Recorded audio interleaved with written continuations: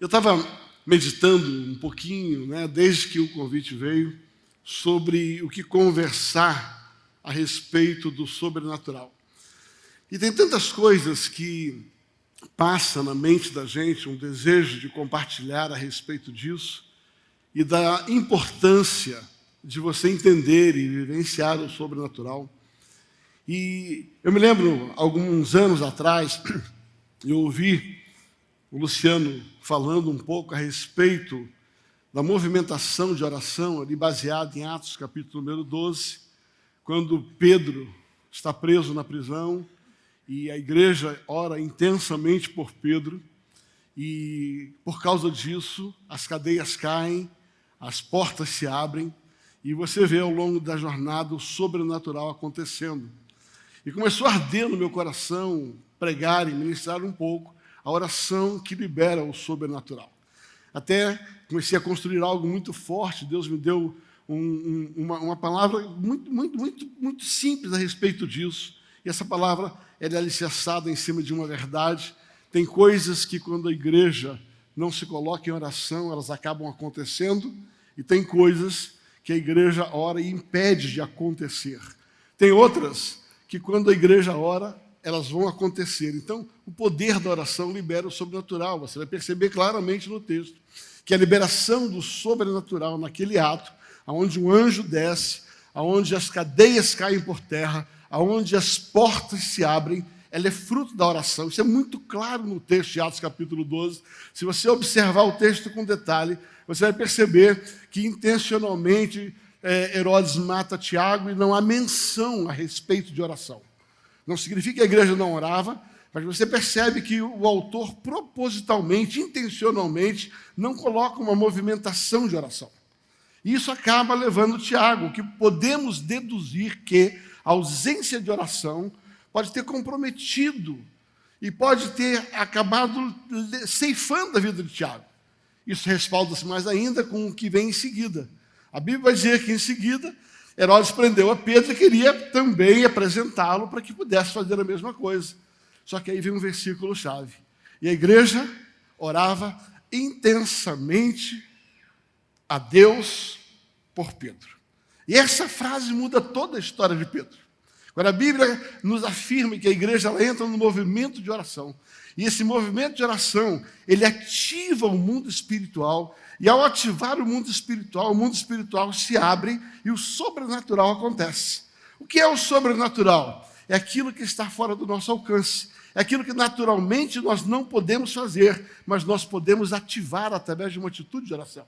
E a igreja orando ali, ela ativou a movimentação dos anjos, e essa movimentação dos anjos liberou algumas ações sobre a face da terra. Eu acredito que nós somos esse tipo de gente que através da oração vamos trazer os anjos para a terra. Diga amém. Eu acredito que nós ainda somos essa igreja que acredita que anjos existem e eles se aparecem e eles quebram grilhões. Eu acredito que a manifestação do sobrenatural de Deus, também através da movimentação celestial, ela vai abrir portões sem que ninguém toque neles. Eu acredito que a movimentação sobrenatural, fruto da oração, ela vai, sem dúvida nenhuma, chegar a 12 guardas, quatro escoltas de guardas, pela qual o Pedro passa por todas elas e ninguém vê. Nós ainda somos uma igreja que crê no sobrenatural. Mas o Senhor não me permitiu andar por isso, e eu comecei a pensar sobre o que conversar sobre o sobrenatural. E talvez vocês não entendam no início do meu texto, mas me ajude, vá comigo. Eu não converso igual o Marcelo, não. Se o Marcelo conversa bem, se eu não pregar, não vai funcionar. Abra a sua Bíblia, por gentileza, no Evangelho de Mateus, capítulo de número 19. Evangelho de Mateus, capítulo de número 19, a partir do verso 16 a 30.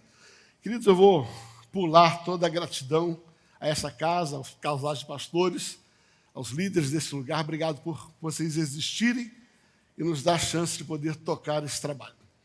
Mateus capítulo 19, a partir do verso 16, eu vou ler na versão NVT, a nova versão transformadora. Eu gosto da maneira como eles apresentam esse texto. Então vou ler aqui Mateus 19, a partir do verso 16. O homem veio a Jesus com a seguinte pergunta: Mestre, Que boas ações devo fazer para obter a vida eterna? Em outras palavras, alguns outros textos vão falar para que eu possa viver a eternidade.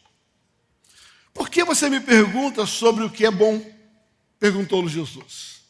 Há somente um que é bom. Se você deseja entrar na vida eterna, guarde os mandamentos. Preste atenção. Jesus responde: se você deseja entrar na vida eterna, guarde os mandamentos. Quais? Perguntou o homem. Jesus respondeu: não mate, não cometa adultério, não roube, não dê falso testemunho, honre a teu pai e a tua mãe, ame ao seu próximo como a si mesmo. Tenho obedecido todos esses mandamentos, disse o homem. O que mais devo fazer? Jesus respondeu: se você quer ser perfeito, vá, venda todos os seus bens e dê o dinheiro aos pobres. Então, você terá um tesouro no céu. Depois, venha e siga-me. Quando o rapaz ouviu isso, foi embora triste, porque tinha muitos bens. Então Jesus disse aos seus discípulos: eu lhes digo que a verdade é que muito difícil um rico entrar no reino dos céus. Digo também, é mais fácil um camelo passar pelo buraco de uma agulha do que um rico entrar no reino de Deus. Ao ouvir isso, os discípulos ficaram perplexos e perguntaram: então, quem pode ser salvo? Jesus olhou atentamente para eles e respondeu: para as pessoas isto é impossível, mas tudo é possível a Deus. Então Pedro disse: deixamos tudo para segui-lo. Qual será a nossa recompensa? Respondeu Jesus: eu lhe garanto que quando o mundo for renovado e o Filho do Homem se sentar em seu trono glorioso, vocês, que foram meus seguidores, também se sentarão em 12 tronos para julgar as tribos de Israel. E todos que tiverem deixado casa, irmão, irmãs, pai, mãe, filhos ou propriedades, por minha causa, receberão em troca 100 vezes mais e herdarão a vida eterna. Contudo, muitos primeiros serão os últimos e muitos últimos serão os primeiros. Pai, obrigado pela tua palavra. Fala conosco nessa tarde. Abrimos o nosso coração e clamamos por um coração responsivo em nome de Jesus. O tema da minha mensagem nessa tarde é uma pergunta: você tem um coração responsivo? Repita comigo: você tem? Não, de novo. Você tem um coração que sabe dar resposta? Você tem um coração responsivo? Sabe, queridos, ao longo da minha vida cristã, eu nasci na igreja, eu nasci no meio evangélico, nasci num lar evangélico. O Senhor, pela sua misericórdia, me permitiu viver na igreja desde pequeno. Venho seguindo a jornada da vida cristã há 65 anos. Já estou no ministério há mais de 40 anos, pastorei há quase 30 anos como pastor de tempo integral. Então, eu tenho uma boa jornada, eu tenho uma boa caminhada de observação na vida cristã. E sempre vem uma pergunta sobre os grandes desafios da vida cristã. E é interessante que, como filhos de Deus e como cristãos, uma das coisas que eu observei na minha jornada cristã é que crente não tem dificuldade de crer na Bíblia. Eu vou repetir. Gente que frequenta igreja, que nós chamamos de crente, não importa se você vai dar algum nome posterior, nominal, efetivo, empolgante, não importa. Tá? Crente crê na Bíblia. Então a dificuldade do crente não é crer que a Bíblia é verdade. A dificuldade do cristão não está pontuada. Será que é isso mesmo que está na Bíblia? Isso é coisa de gente incrédula. Se você não acredita na Bíblia, você está no lugar errado, você está no time errado. Você está na torcida equivocada. Então, quando você aceita Jesus, você entende, sabe, voltando para o meu passado, que a Bíblia é a nossa regra de conduta e fé. Ou seja, aqui está pontuado tudo aquilo que nós temos que vivenciar. Ou eu creio nesse troço aqui, ou eu não creio. Ou eu creio na sua totalidade, ou eu não creio. Não adianta você querer fracionar a Bíblia, ou usando a expressão do pastor Marcelo Jamal ontem, diluir esta Bíblia, diluir esta verdade. A Bíblia não é uma caixinha de promessa, onde você vai extrair dali coisas que você quer para a sua vida. A Bíblia é isso aí. A Bíblia ela vai trazer correções, a Bíblia ela vai trazer edificação. A palavra de Deus ela é poderosa para. Está escrito lá, Paulo escrevendo ao seu discípulo, diz, a palavra de Deus é poderosa para, ela é eficaz, ou seja, a palavra de Deus é poderosa, é cortante, é penetrante, ela divide alma de espírito, ou seja, você que está aqui, você que me ouve, eu não tenho nenhuma dúvida que se você é crente, você não duvida da verdade da palavra. Você não duvida. Então, pastor, qual é o problema? O problema não é se nós acreditamos na Bíblia ou não, mas o que nós fazemos com aquilo que nós acreditamos. A resposta que nós damos às verdades que aqui estão contidas. Quando nós lemos a Bíblia Sagrada, e nós olhamos a Bíblia, que tipo de resposta nós damos para ela? Jesus conta uma parábola, que talvez seja uma das parábolas que identifique bem aquilo que eu quero falar, sobre o homem prudente. O homem imprudente, você conhece o texto, não vou lê-lo, mas vou só rapidamente reproduzi-lo. A Bíblia diz que certo homem decidiu construir uma casa. Fala comigo, construir. E diz que um outro homem, num outro momento, num outro lugar, também decidiu construir uma casa. Então preste atenção, ambos estavam construindo. Ambos estavam construindo. Ambos estavam fazendo a mesma coisa, construindo uma casa. Só que a Bíblia diz que Jesus, então, começa a reportar a respeito de algo. Ele diz que certo homem, ele decidiu construir a sua casa sobre areia. Ele queria facilidades. Ele queria rapidez. E aí ele construiu essa casa. Paralelamente, o outro homem também construiu a sua casa, só que ele decidiu escolher um outro solo, ele construiu sobre a rocha. E a Bíblia diz que esses dois homens construíram. E aí Jesus começa a descrever, primeiro, a diferença da construção, depois o resultado da construção.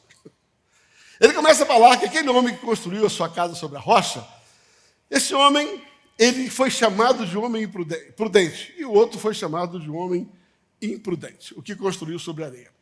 Me lembro quando minhas filhas eram pequenas, nós já morávamos em Curitiba nessa ocasião, existia um desenhozinho que nós tínhamos, e ela, não, construa a sua casa na areia. E aí, assim, era um desenho, e as filhas, criança quando vê um desenho, ele vê várias vezes. Eu me lembro que nesse desenho, haviam duas famílias, e uma família estava no alto de uma montanha, e tinha uma vista para o mar extraordinária, e o pai daquela família começou a construir aquela casa sobre a rocha, e a casa não andava.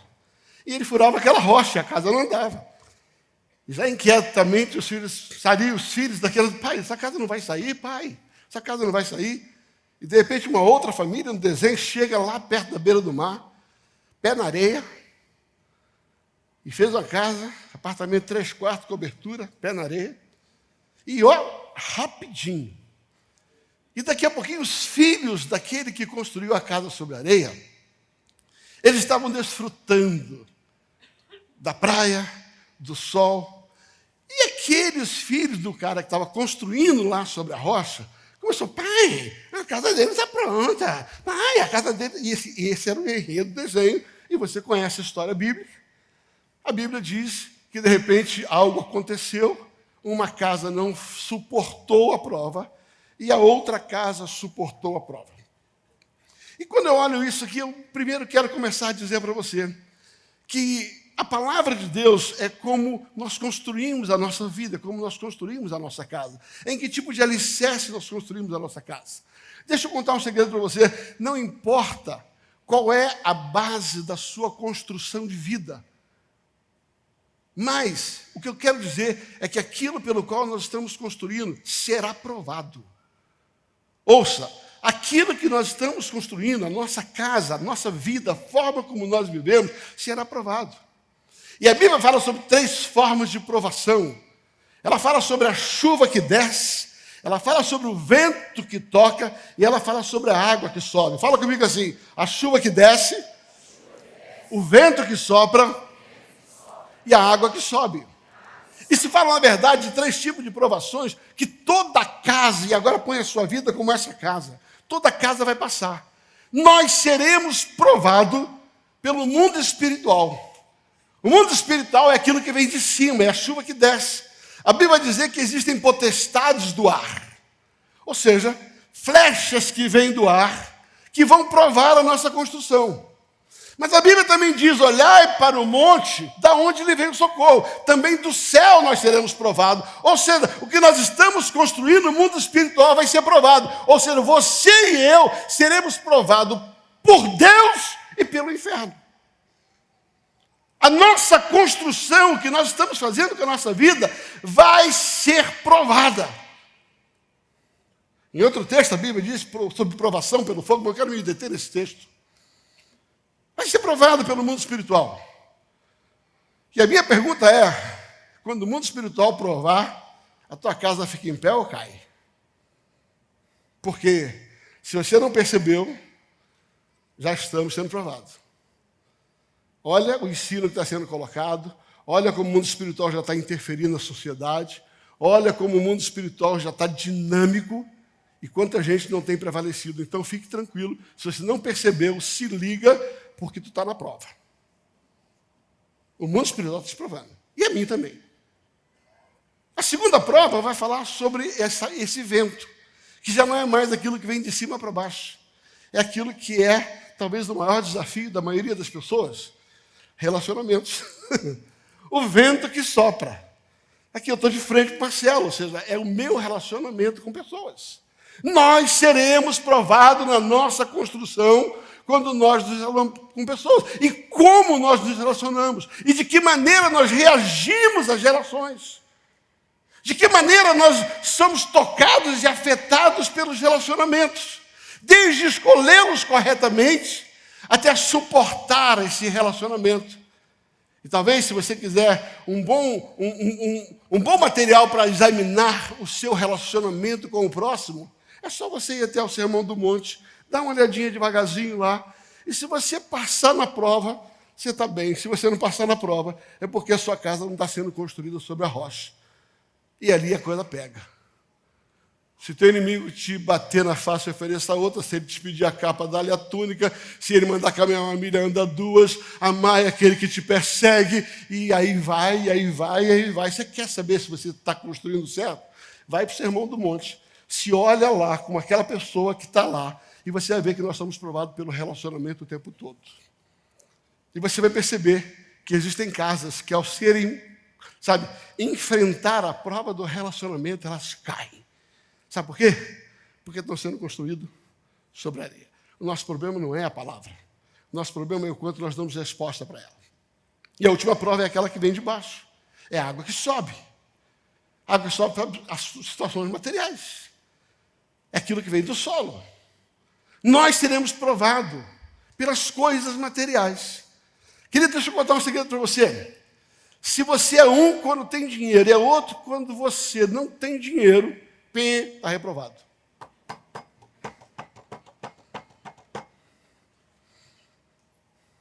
Está reprovado.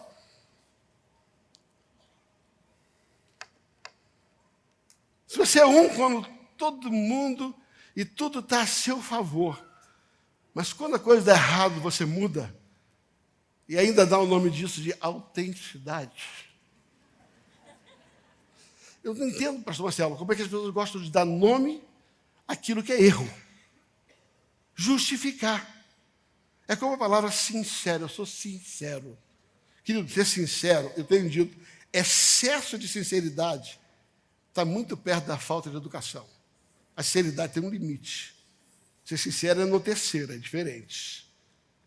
Sabe, queridos, quando você é aprovado pelas coisas da terra, sabe, pelas coisas materiais, aí você vai saber se a sua casa cai ou não. E Jesus pega, então, dentro dessa parábola, ele começa a falar algo. Ele diz assim, este homem, Marcelo, que construiu a casa sobre a rocha, e que ele veio, a prova do alto, a prova do vento, a prova da chuva e a prova da água.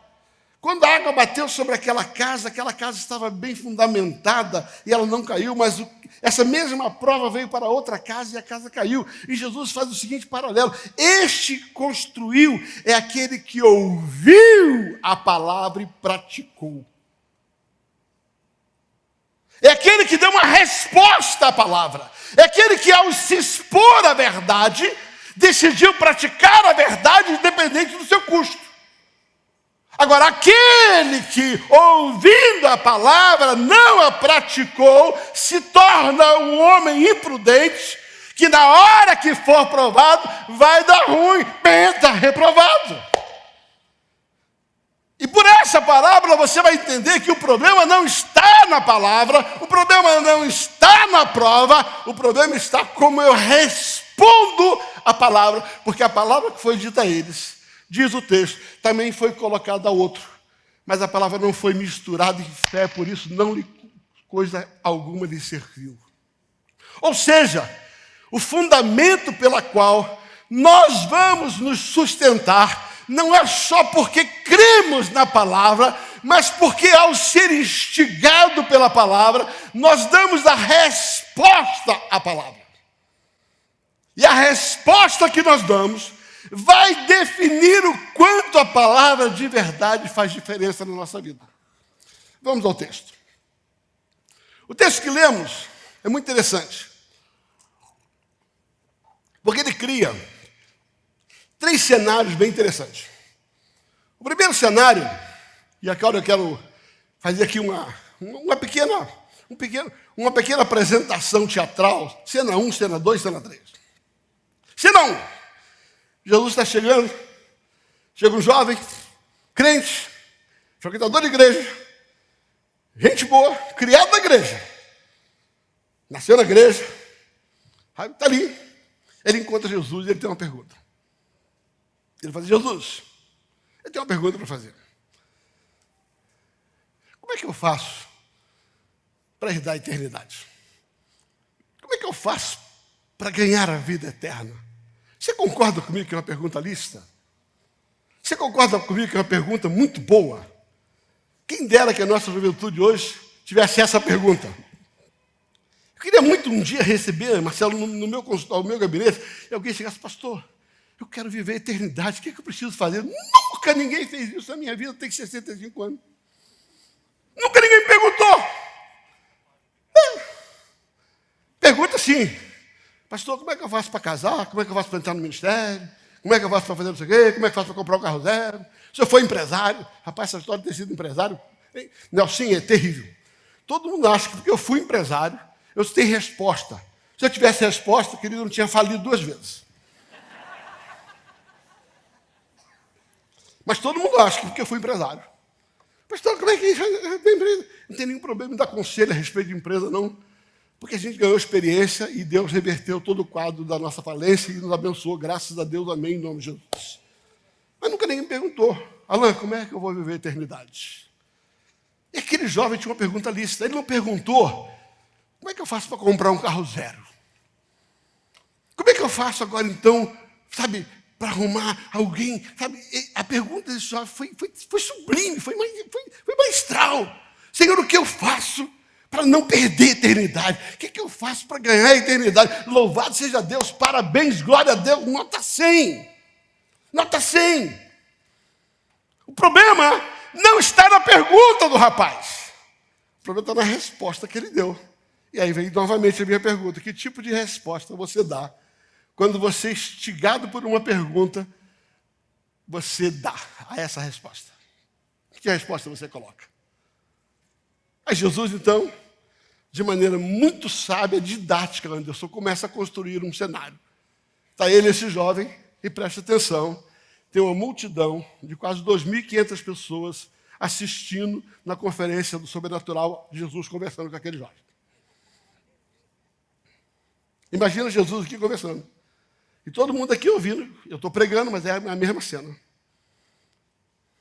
Pensa que Jesus está aqui e está conversando com esse jovem. E esse jovem pergunta assim, e aí, Jesus, como é que eu faço para ir à eternidade? Jesus chega e diz assim, rapaz, é simples. A coisa é bem tranquila. Você obedece às Escrituras. Obedeça os mandamentos. Querido, que tipo de mandamento Jesus está falando? Entenda que a graça ainda não tinha sido liberada, Jesus ainda não havia morrido, então os mandamentos são os 10 mandamentos de Êxodo capítulo 20. Está concordando comigo aqui? Aquele jovem era criado na igreja e o parâmetro para qual o homem era julgado sobre a sua relação com Deus eram os 10 mandamentos.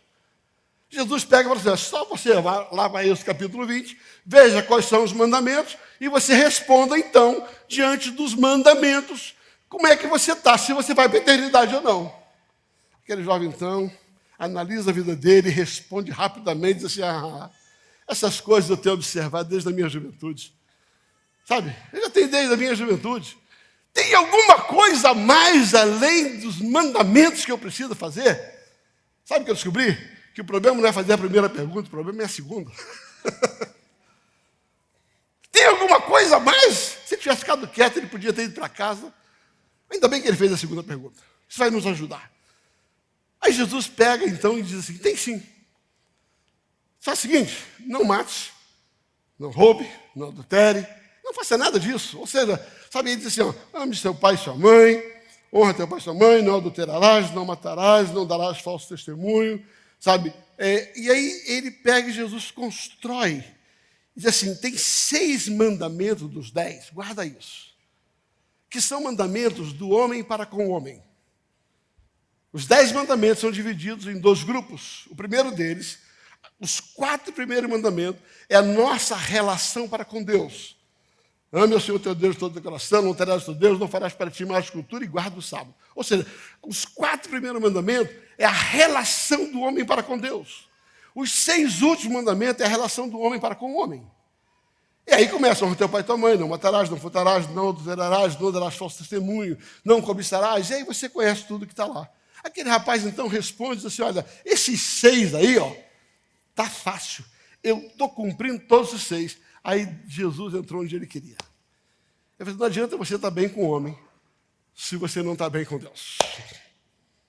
Não adianta, você percebe que ele não responde à pergunta a respeito das responsabilidades dele com o sobrenatural. Ele responde às perguntas que o relacionamento dele aqui na terra estava bom. E Jesus, então, começa a entrar no foco daquilo que eu quero pregar.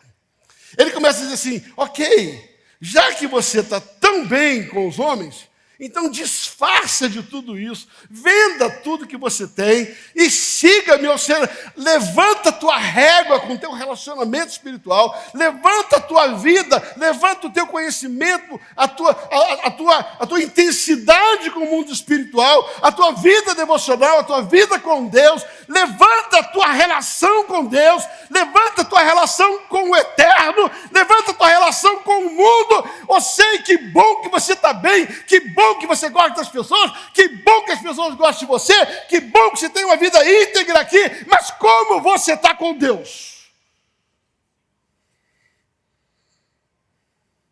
E se você quer saber como você está com Deus, você é capaz de vender tudo aqui por causa de Deus, seguir Ele. Você está preparado para dar a maior e a melhor resposta? Porque Jesus um dia foi questionado, Senhor, qual é o maior de todos os mandamentos? Amarás ao Senhor teu Deus em primeiro lugar. E algo semelhante a este, depois deste, amar o próximo. Ou seja, você nunca vai amar perfeitamente ninguém se você não amar a Deus. Você nunca terá uma resposta eficaz, constante, firme da tua relação com o próximo, se a tua relação com Deus não está comprometida. Querido, não se engane. Os casamentos eles falecem muitas vezes o relacionamento conjugal não vai para frente, não é porque os dois não se dão bem, é porque os dois estão mal com Deus. Ou um dos dois. Jesus então começa a construir algo e ele vai dizer o seguinte, faça tudo isso. Ou seja, diante de uma pergunta, a pergunta é, o que eu preciso para ganhar a eternidade? Quando Jesus disse os critérios, aquele rapaz não deu uma resposta positiva, concorda comigo? Ele, diante de ser confrontado pela palavra, embora ele cresça na palavra, mas quando ele foi confrontado com aquilo que ele ainda não vivia, ele falou assim, não, isso eu não quero, esse preço eu não quero pagar não. E deu as costas e foi embora. Entenda, por gentileza, querido, que o problema desse rapaz não tinha a ver com dinheiro. Pelo amor de Deus, presta atenção aqui. Não tem nada a ver com dinheiro. Jesus não está questionando a riqueza. Jesus não está condenando a riqueza. Embora muita gente fique falando sobre isso, ele não está dizendo que nenhum rico entrará no céu. Se você olhar na Bíblia, alguns ricos no tempo de Jesus alcançaram esse lugar. Ele só está dizendo que o rico que põe a sua confiança na riqueza, esse dificilmente entrará, porque ele confia mais na riqueza do que no princípio espiritual do relacionamento. Ou seja, a base da confiança dele é a riqueza. Quando Jesus fala que dificilmente um rico entra no céu, ele está dizendo, porque os ricos estão tão alicerçados, na sua maioria, em cima daquilo que eles têm, a sua segurança está em cima do seu recurso, a base da sua fé, a base da sua tranquilidade, ela está em cima daquilo que ele tem, que ele não percebe que sem Deus tudo isso é ruína. E aí ele começa a colocar aqui o princípio. A grande questão aqui não se trata de dinheiro, se trata de prioridades. A grande questão aqui não é o lugar do dinheiro, mas aonde está a nossa confiança. O que Jesus questiona no texto é aonde está a sua confiança, aonde está depositada a sua confiança. E agora eu quero sair do contexto do dinheiro, eu quero entrar em outras áreas da vida. Porque não é só o dinheiro que ofusca e rouba o lugar de Deus. Muitas vezes pessoas roubam o lugar de Deus, muitas vezes o conhecimento rouba o lugar de Deus. A minha pergunta central é, o que é mais importante para você do que Deus? O que é que você está mais firmado e confiado do que no Senhor? A questão a qual o Senhor começa a questionar é nada mais é, nada menos é, rapaz, a sua confiança está no lugar errado. E quando Jesus aponta o lugar e ele mostra para onde estava a confiança, aquele rapaz olha e diz assim, eu prefiro continuar como eu estou e hashtag partiu e vaza. O primeiro cenário desse texto, ele vai colocar alguém que exposto à palavra, foi imprudente, estava construindo sua casa sobre a areia. E ele não praticava a palavra. E a prova disso é que a resposta que ele deu à palavra foi uma resposta errada. E a Bíblia diz que esse rapaz saiu triste, porque apesar de ser exposto à palavra, a resposta foi errada. Segunda cena do nosso time. Segunda cena do nosso filme. Segunda cena do nosso texto. Agora o rapaz foi embora. Aí vem a cena número 2. Vira plaquete, ação. Começa a segunda cena. Os discípulos dizem assim, Senhor, observaram aquele negócio, falaram, Senhor, o trem está alto. Esse pacote aí está difícil demais. Se esse é o nível de renúncia, se esse é o nível de renúncia que precisa, tem alguém que vai salvar? Está comigo aqui, entendeu o que eu estou falando? A segunda cena, a segunda pergunta agora já não é mais daquele jovem. Agora já não é mais aquele jovem que estava com suas prioridades erradas. Aquele jovem que estava colocando a sua confiança naquilo que era errado. A segunda cena agora é, Senhor, será que alguém consegue andar nessa régua?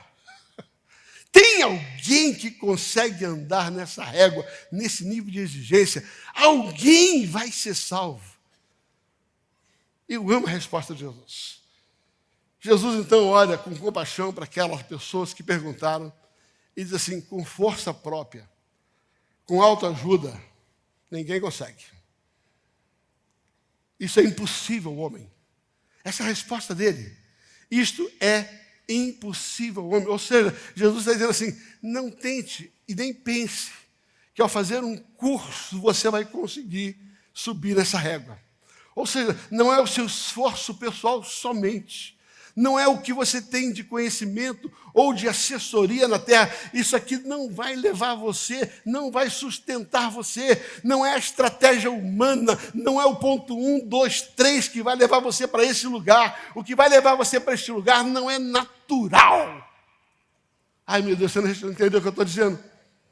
Ele está dizendo assim, se você está confiando no próximo curso de coach, para entrar neste lugar da eternidade, tu vai se dar mal.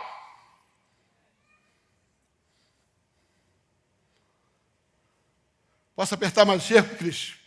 Posso apertar? Vou apertar. Você acha e você confia que ao vir à igreja, todo domingo você não pode faltar, que se não é besteira, é melhor você vir do que não vir. Mas você acha que fica ouvindo mensagem, fica ouvindo mensagem, fica ouvindo mensagem, fica ouvindo mensagem, isso vai te levar para a eternidade? Não! Não vai. Se você não der a resposta correta às mensagens que você ouve.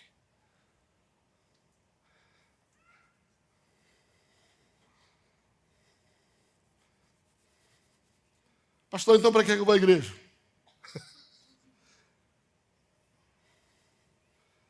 Sabe o que eu aprendi, querido? A igreja é como uma grande lareira, onde nós vamos aumentar o nosso fogo e potencializar a nossa capacidade de queimar a carne quando estamos juntos. Não, acho que você não entendeu, vou repetir. A igreja é uma grande churrasqueira, onde como brasa viva, eu encosto na outra brasa, e nós vamos aumentar a nossa capacidade de queimar a carne. Mas se você arrancar essa brasa, ela vai esfriar. Então, pelo amor de Deus, não fique em casa, vem para a igreja. Mas eu quero dizer para você que não só ser estimulado pelo calor do ambiente, não só ser instigado pela palavra, mas você precisa entender que neste lugar existe uma responsabilidade com a palavra que nós ouvimos. Ouça, Deus não leva em conta o tempo da ignorância. Agora, a partir do instante que você ouviu a verdade, a partir do instante que você foi exposto à verdade, eu lhe faço a pergunta original: que tipo de resposta você tem dado a cada mensagem que você ouve, a cada leitura que você ouve? Que tipo de resposta você tem? Um coração responsivo? Porque se você faz tudo isso e continua sendo a mesma pessoa, cometendo os mesmos erros, fazendo as mesmas coisas, eu não sei o que está acontecendo. Você está entrando e saindo, domingo você vem aqui, pega um pouquinho de fogo, incendeia, sai daqui, fica frio, e tem que voltar de novo para pegar um pouquinho de fogo. O que eu estou dizendo é que a brasa pode permanecer acesa depois que sai daqui. E o nosso desafio é manter a nossa brasa viva. E para isso, nós temos que olhar a pergunta, nós temos que olhar aquilo que o Espírito quer fazer, aquilo que a palavra diz, e nós temos que responder, praticar esta palavra. E a prática desta palavra não é feito somente com um processo inicial de decisão, mas com o dia a dia. Hoje pela manhã, pastor Marcelo Jamal e pastor Baciano foram jogar tênis. E eu estava agora ali, e eles estavam instigando um ao outro. Está velho, está enferrujado, não joga mais. Aí o Jamal falou: não, mas o meu professor falou que eu até perdi o jeito, mas que os princípios estão aqui. Não fala não para mim que eu entrego no altar. Ele estava falando aqui, eu aqui com a minha mensagem. Falei: já sei, peguei uma boa ilustração. Obrigado, vocês me ajudaram hoje na mensagem. Estava ali ouvindo a conversa, o Espírito Santo falou comigo: não adianta. Se você parar de orar, se você parar de ler a Bíblia, se parar de jejuar, vai ser que nem o Marcelo quando parou de jogar tênis. Você sabe até alguns princípios, mas vai errar demais.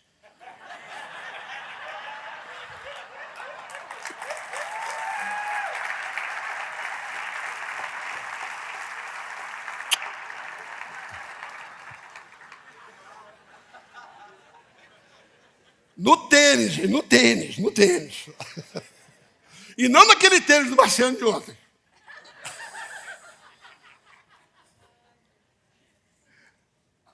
Você está comigo aqui?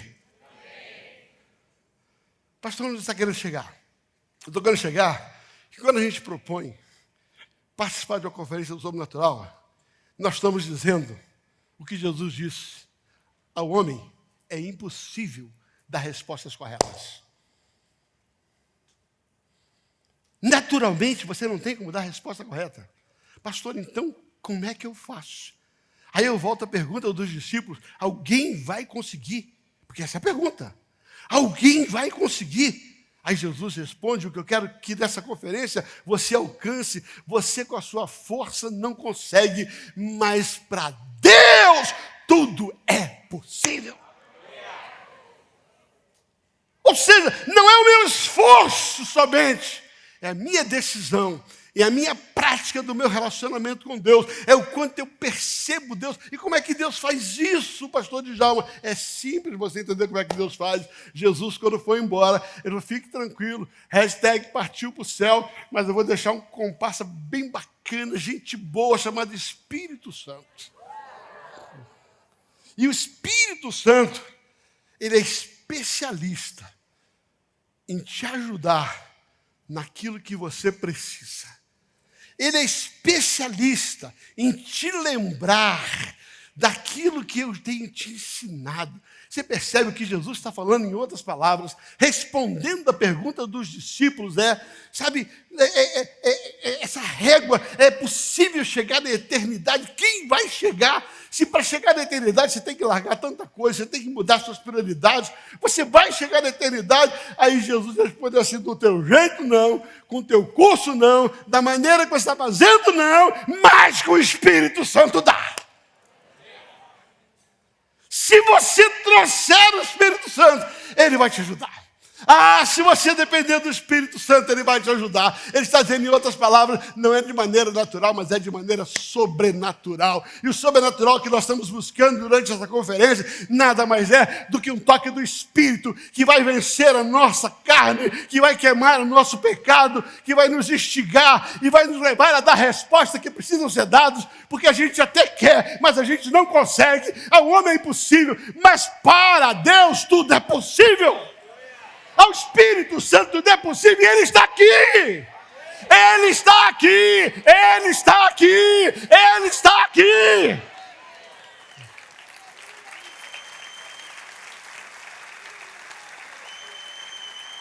O que eu estou dizendo para você é que Deus sobrenatural, as mensagens vão te instigar. As mensagens vão trazer palavras confrontadoras. Mas a minha pergunta é: você consegue dar as respostas? Que tipo de resposta? Você vai ter 8 palavras aqui, 9 palavras aqui, você vai ter gente ungida aqui, e pode ter 50. Se você não der a resposta correta, se o teu coração não for responsivo, quando terminar o carnaval, você vai ter que ir para outra conferência.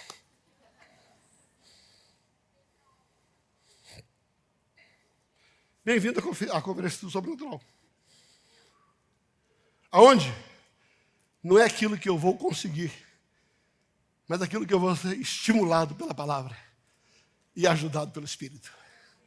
As palavras vão te instigar, as palavras vão levar você a um lugar de consciência, mas é o Espírito Santo, o teu ajudador, que vai te inflamar. Para o homem é impossível. Para o homem é impossível. Mas para Deus tudo é possível. Jesus responde a segunda pergunta da seguinte maneira: alguém chega lá? Você pode chegar. Você pode chegar. Você pode chegar. Você pode chegar. Você pode chegar. Alguém vai para a eternidade? Você vai. Você vai. Você lá atrás vai. Você vai. Você vai. Eu profetizo. Você vai. Você vai. Você vai. Você vai. Você vai. Você vai. Com a graça de Deus eu vou. Mas não do meu jeito. Porque para mim isso é impossível. Mas agora, quando eu chamo o Espírito Santo, sim, aí com Ele tudo é possível. A minha oração é que nesses dias de sobrenatural, mais do que ouvir palavras que vão nos instigar e responder perguntas sérias do tipo: como é que eu vou viver a eternidade? Mais do que isso, a gente sai daqui com uma resposta boa, dizendo assim, Senhor, está bom, eu vou vender o que for necessário, eu vou fazer o que for necessário, o Senhor está em primeiro lugar na minha vida, o que for necessário, porque a eternidade é mais importante do que bens, a eternidade é mais importante do que relacionamento, eu vou dar a resposta. Eu vou dar a resposta. Mas o texto ainda cria um terceiro cenário. Pastor Adriano, é lindo esse terceiro cenário. E agora, como sempre, ele, Pedro. Sempre ele, Pedro. Sempre Pedro. Pedro está lá ouvindo a conversa. Pedro viu Jesus conversando com o jovem, ficou observando quieto. Alguém da multidão perguntou alguma coisa, Pedro está quieto, até que Pedro não comentou.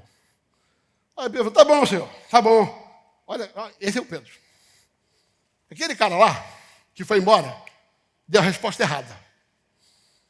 O senhor falou para ele preferiu o dinheiro dele do que o senhor. Está lá no texto. Não dessa forma, mas está lá. Lê o texto com atenção, Marquinhos. Ele vai dizer, ó, Pedro chega para Jesus e fala assim, Jesus, ó, quanto a esses caras aí, eu não sei não. Esse cara aí é um banana mesmo. O senhor falou para ele largar tudo, não largou. Sabe? Foi embora. Não deu a resposta correta. Agora eu? Eu sou Pedro. Eu sou Pedro.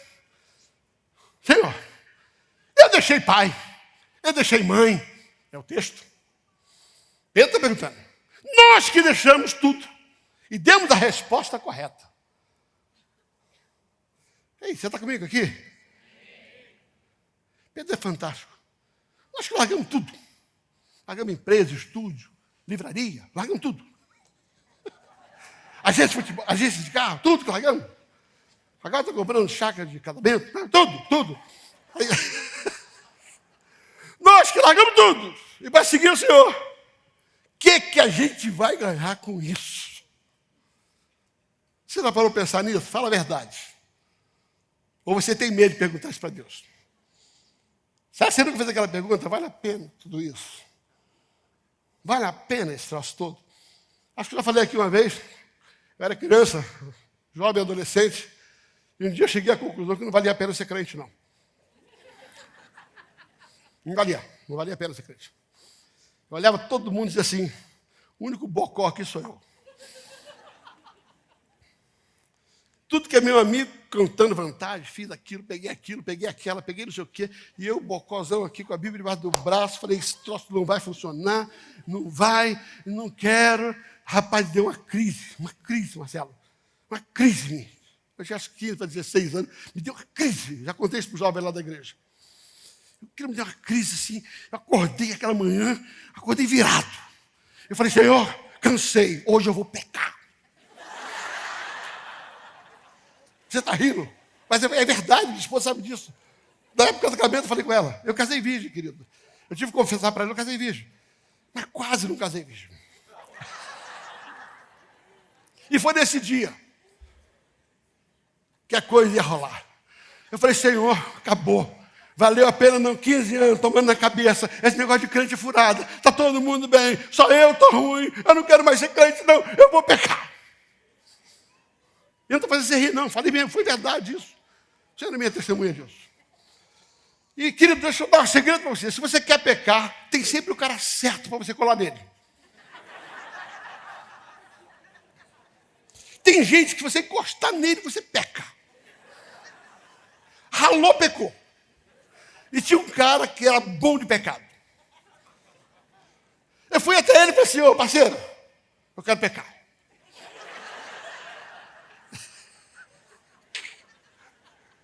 Aí, meu apelido era Vara. Que isso, Vara? Não, cansei de ser crente, quero pecar. Eu falei, é comigo mesmo, vem comigo. Aí você fumou? Eu falei, nunca. Eu falei, então tem que começar fumando. Crente não fuma. Eu vou fumar, tem que fumar, pecar, vou pecar, ué. Aí me levou para trás do campo de vôlei. Quando eu dei uma tragada no cigarro, aquele troço desceu aqui, eu comecei a tossir. Eu falei, detestei esse pecado, não quero. Esse não. Esse pecado eu estou fora. Isso é pior do que ser crente.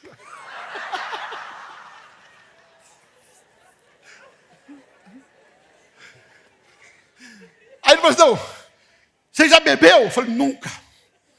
Falei, então é fácil. Rio de Janeiro, 40 graus, meio-dia, Praia do Leblon até Arpoador, corre pela calçada, volta, soa, chega com a garganta seca, chega no Caneco 70, o boteco, o melhor chopp que tem, pede o chopp com colarinho. Quando vier o chopp, você engole de uma vez só. Eu corri que nem um condenado, 6 quilômetros para cá, 6 quilômetros para lá, garganta ficou seca, cheguei lá, me dá um colarinho aí. O cara me deu, quando eu botei aquele negócio, entrou e voltou, eu vomitei. Eu olhei para ele e falei, também não gostei desse pecado. Não gostei desse pecado. Não vale a pena! Isso é pior do que ser crente. Eu falei, ô parceiro, e aquele pecado que todo menino sonha? Aquele pecado, aquele pecado. Não dá para rolar esse pecado. Eu falei, claro que dá. Nós vamos num baile hoje e tem lá a Martira. Martira era o nome de uma menina que a gente chamava ela de alça de caixão. Quando um larga, vem o outro e põe a mão.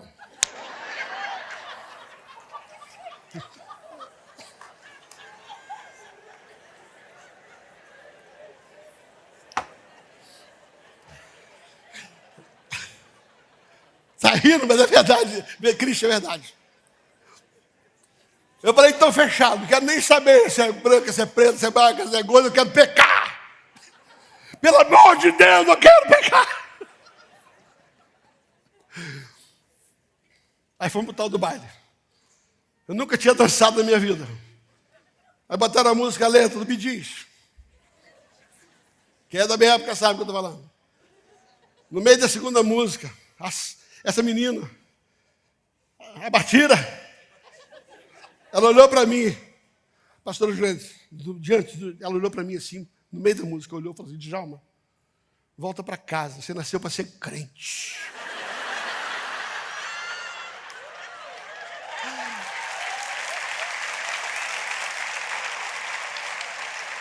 Casei virgem! Sabe o que eu descobri, querido? Sabe o que eu descobri? É que aquilo que o mundo oferece, que pode ser prazeroso, não será perto da recompensa que nos há de ser confiada.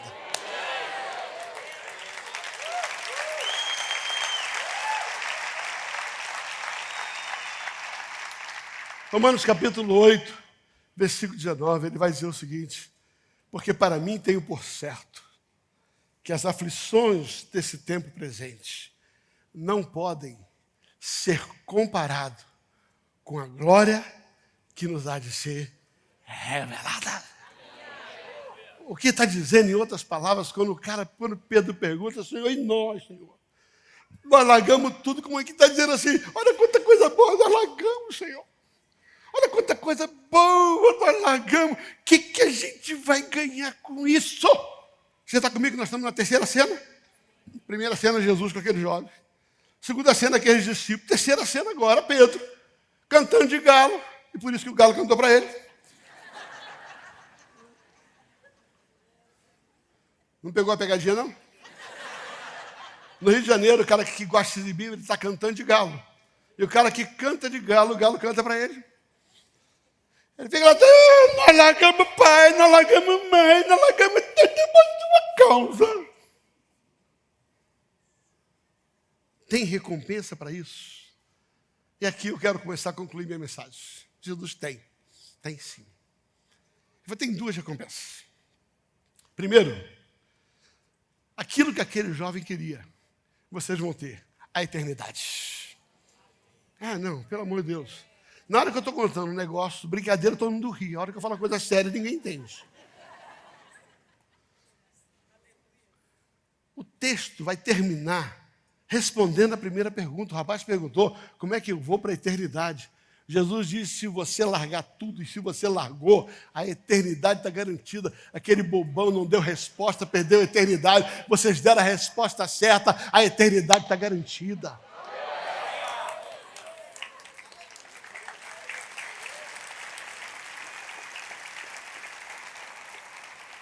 John Bevere tem um livro chamado Movidos pela Eternidade. Se você não leu, leia.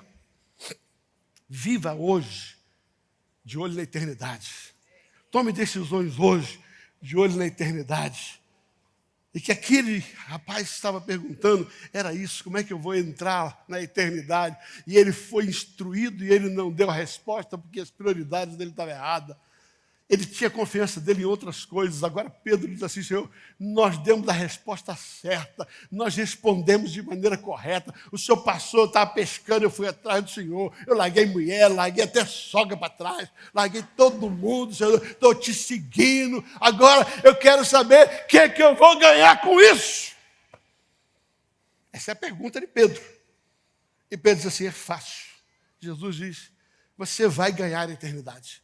Dá a resposta certa, coloca Deus em primeiro lugar e todas as demais coisas vos serão acrescentadas. Fique tranquilo, a resposta que você dá de maneira correta. Pedro estava dizendo assim: o senhor chegou aqui, eu dei a resposta certa. Aquele cara lá chegou, deu a resposta errada. Agora o que é que eu vou ganhar, Jesus? Primeira coisa, tu vai ganhar aquilo que aquele cara queria, eternidade. Mas ainda tem mais uma outra coisa. E essa não é o teu estilo, não é a tua busca, mas é o teu plus, é o teu prêmio. Diz assim: a grande recompensa é a eternidade. Mas ninguém, ouça, Adriana, minha amiga, ninguém que largue pai, mãe, bens materiais, ninguém, amor, ninguém, e nós sabemos o que é isso, ninguém que largue tudo por causa do Senhor não vai receber em vida 100 vezes mais.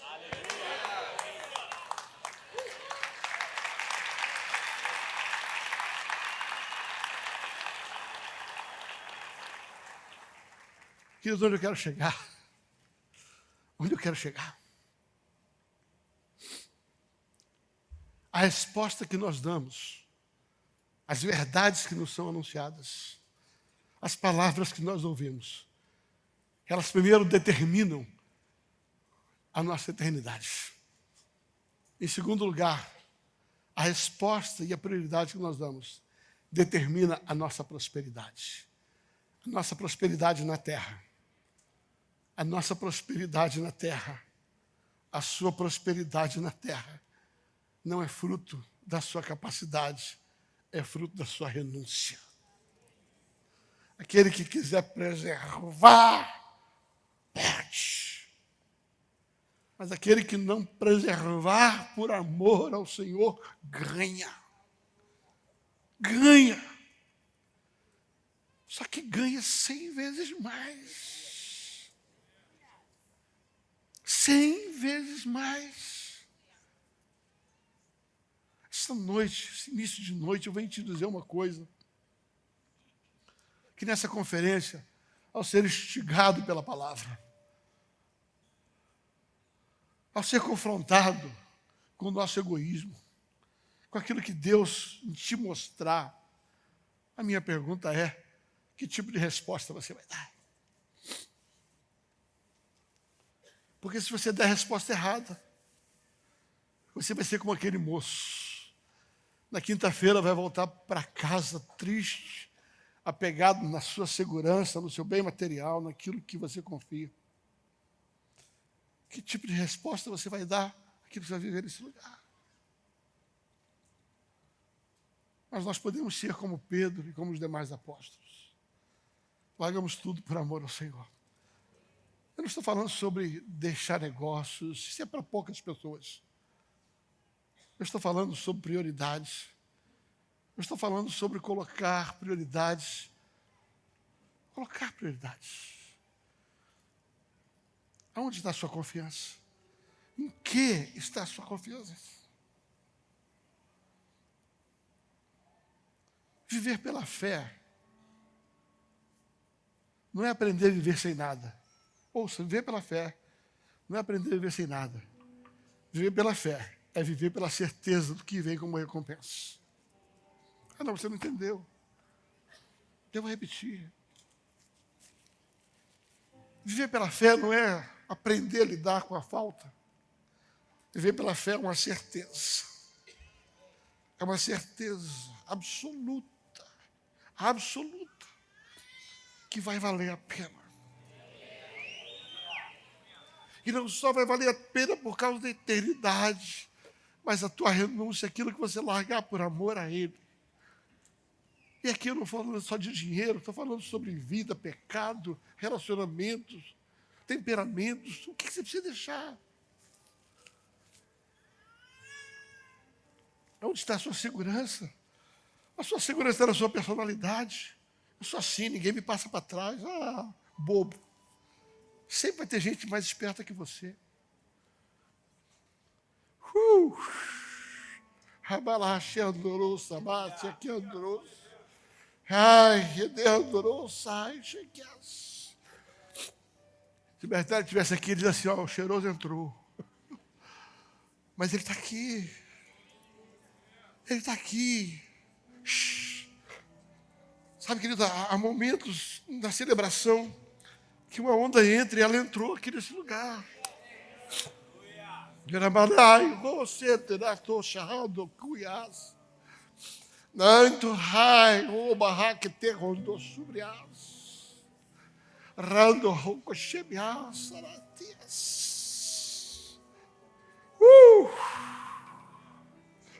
Ralhando sobre as cachos.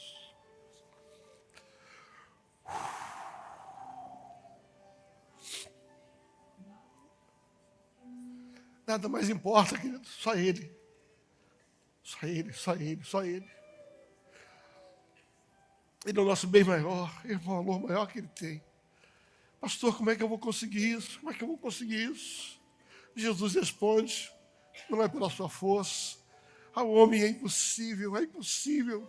Você pode fazer o que você quiser, você pode ser disciplinado, mas você vai bater num teto, vai bater num limite. Uma hora, isso não vai funcionar. Mas com o Espírito Santo dá. Mas quando você chama o Espírito Santo, o agente do sobrenatural, ele vai te ajudar a dar a resposta correta. Se você tiver que deixar, ele vai te ajudar a deixar. Ele vai te ajudar a deixar. É isso que ele vem ser, o seu ajudador. Qual a luta que você está vivendo? É que eu não estou falando de dinheiro. Eu estou subindo a régua, eu estou falando a pergunta daquele rapaz, quem vai aguentar esse negócio? Essa régua é muito alta, alguém vai conseguir? Vem, você consegue, você consegue. Você consegue. Eu venho te dizer algo aqui, você consegue. Você consegue, mas não do teu método, do teu jeito, da tua maneira. Você vai ter que morrer. Você vai ter que morrer para que Cristo viva em você. Eu creio que nessa noite algumas pessoas aqui precisam entregar algumas coisas.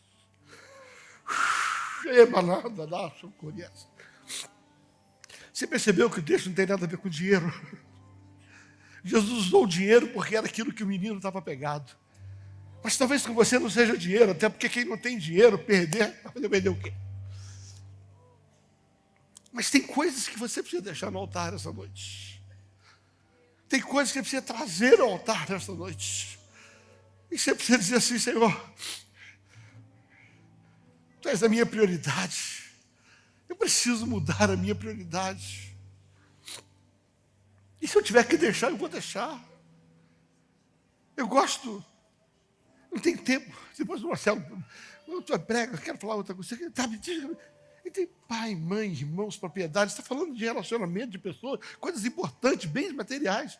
Por favor, não sei o que é que você precisa estabelecer e largar e dar a resposta para que você desfrute da eternidade com Ele. A ausência de resposta compromete a construção que você está fazendo da sua vida. Se você ouve uma palavra, como você ouviu ontem, hoje, vai ouvir daqui a pouco outra. Essas palavras são construções que você está fazendo. Mas o homem prudente, ele pratica, ele ouve aquela palavra. E agora não é só, que curioso, ai que mensagem diferente, nunca tinha visto esse texto desse jeito. Isso vai levar você a lugar nenhum não, querido. Eu não quero saber se você achou interessante uma outra versão do texto, eu quero saber o que esse texto provocou e qual a resposta que você deu para ele. Eu quero saber o que foi que nessa tarde o Espírito Santo levou você a ser confrontado como aquele jovem. Ou como Pedro. Você hoje é aquele jovem rico, ou você é como Pedro? Pastor, eu já deixei tanta coisa. Mas se ali no fundo você descobrir que tem coisas ainda mais importantes que isso, essa é a tarde para você deixar. Eu queria que você se colocasse em pé, por gentileza.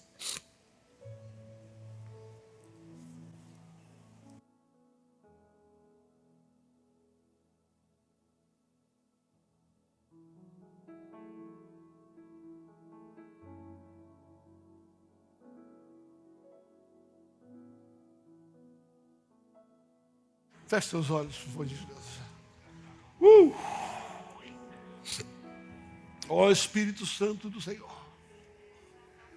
Precioso Espírito Santo. Tu estás aqui. Tu estás nesse lugar. E andorou, sebiananas. Perceba ele, perceba ele, perceba ele. Uau.